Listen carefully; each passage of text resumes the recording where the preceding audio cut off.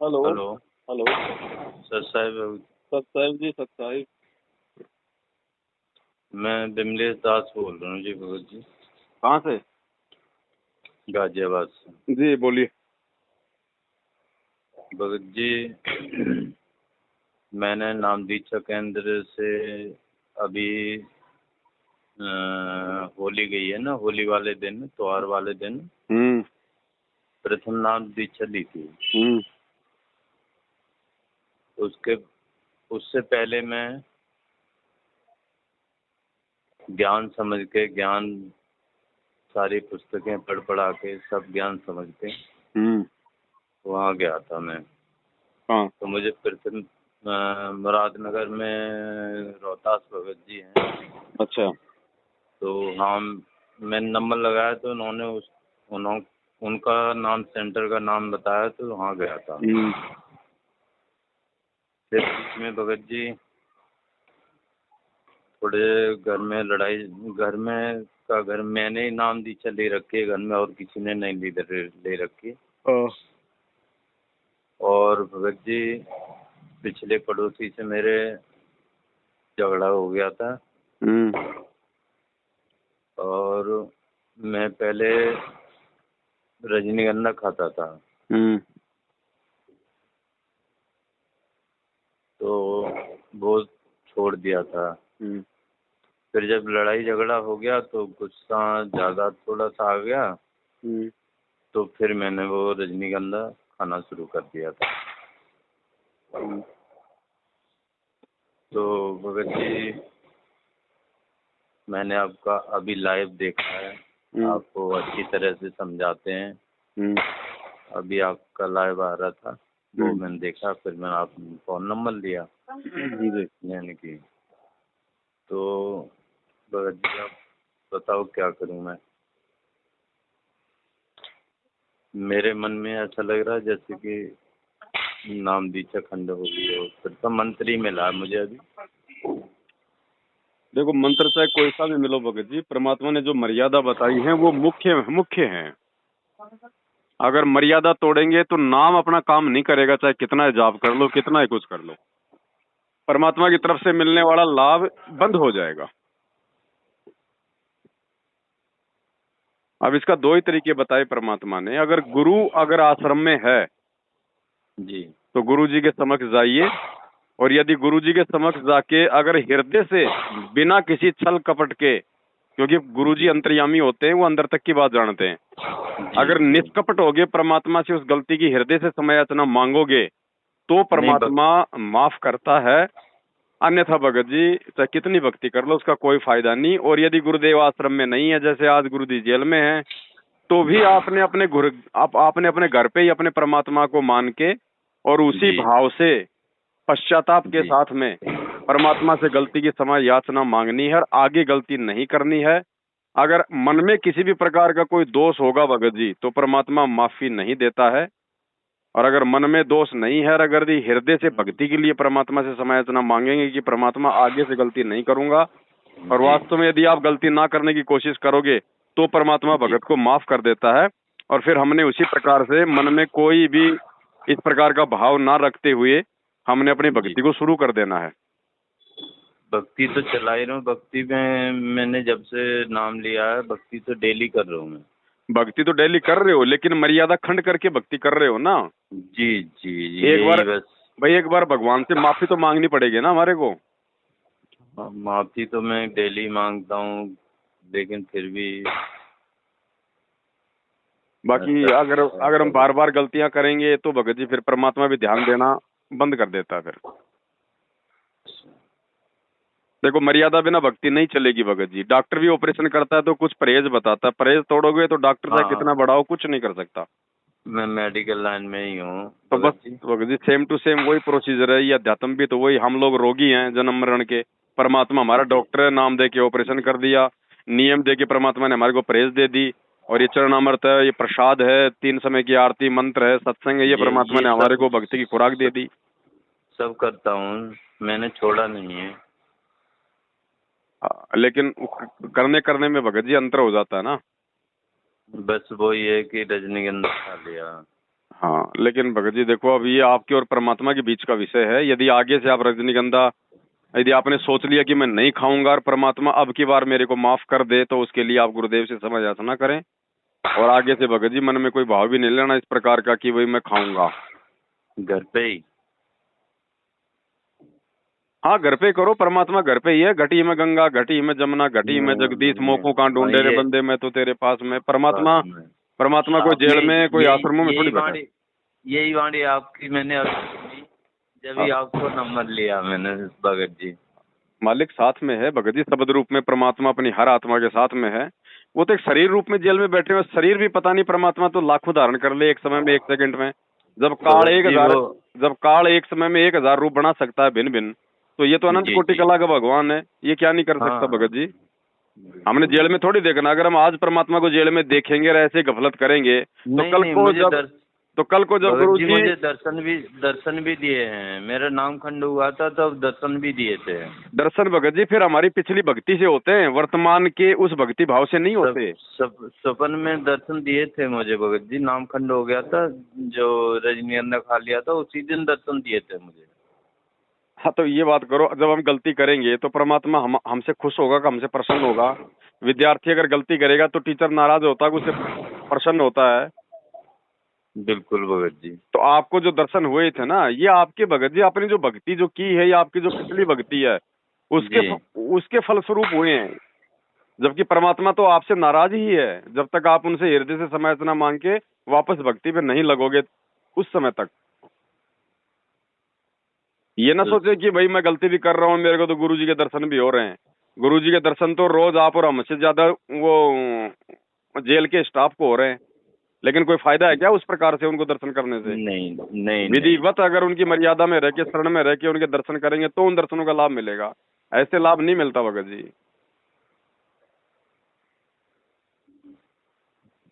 ठीक है तो भगत जी। भक्ति को वापस शुरू करो, परमात्मा से क्षमा याचना मांगो भगत जी। और दूसरा, इसका कोई तरीका नहीं है। आपने आपने जो गलती करके परमात्मा को दुखी किया है, अब उसी गलती जी को आप जी दोबारा से ना दोहरा के परमात्मा को विश्वास दिला के आप ही उनको प्रसन्न करोगे। भगत जी, एक बात और पूछना चाह रहा हूँ। जी जैसे मैं क्लिनिक पे बैठा हूँ, जी। तो क्लिनिक पे मेरे पास कोई और अन्यथा फोटो नहीं है।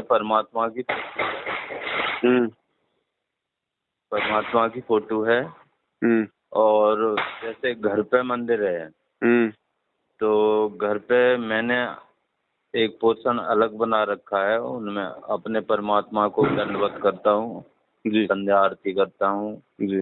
मंत्र जाप भी करता हूँ, हम्म प्रथम मंत्र जो मिला हुआ है। हम्म और तो उसमें ऐसा कोई, अब घर वाले तो नहीं मान रहे कि हटाना है, हमसे दुकान से भी कह दे कि दुकान से भी तुमने परमात्मा हटा दिए, हम्म तुम्हारे ऊपर ऐसे ऐसे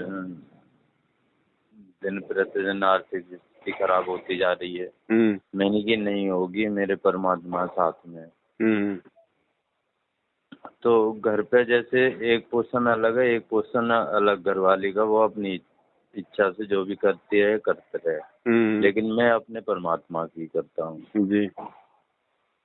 तो इसमें कोई दिक्कत तो नहीं है भगत जी? ना ना, कोई दिक्कत नहीं है। परमात्मा कहते हैं, कबीरा तेरी झोपड़ी गलकटियन के पास, जो करेगा सो भरेगा, तू क्यों भैया उदास।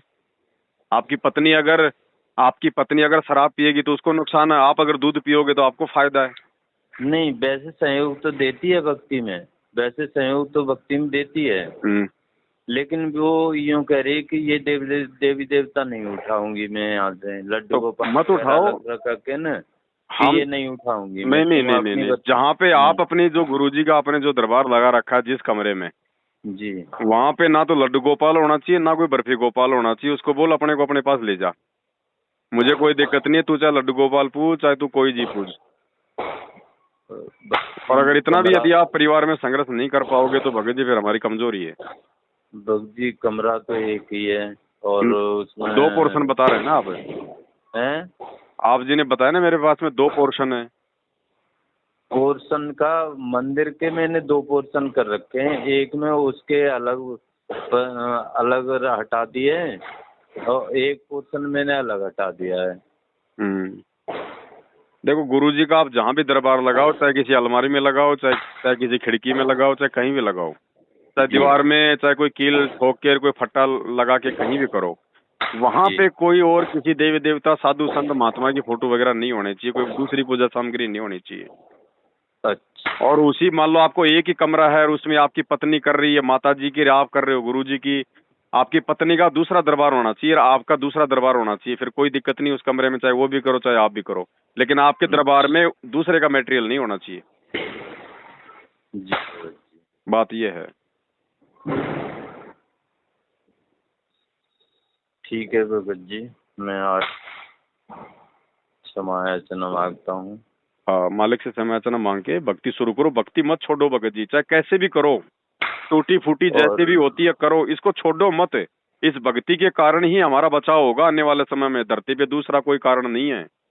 ना ये पैसा बचाएगा, आज एक करोड़पति आदमी के कैंसर हो जाता है, सारी कमाई लग जाती है, रिश्तेदारों से और कर्जा ले लेता है, बिल्कुल, बिल्कुल। पैसे का बचाव नहीं, और परमात्मा वो बीमारी आने नहीं देगा। जी जी भगत जी, वहाँ पे नाम शुद्धिकरण जैसे उन्होंने कहा, मैंने वहाँ फोन मिलाया था मुरादनगर जहाँ रोहतास भगत जी हैं, तो उन्होंने कहा कि नाम शुद्ध करवा लीजिए,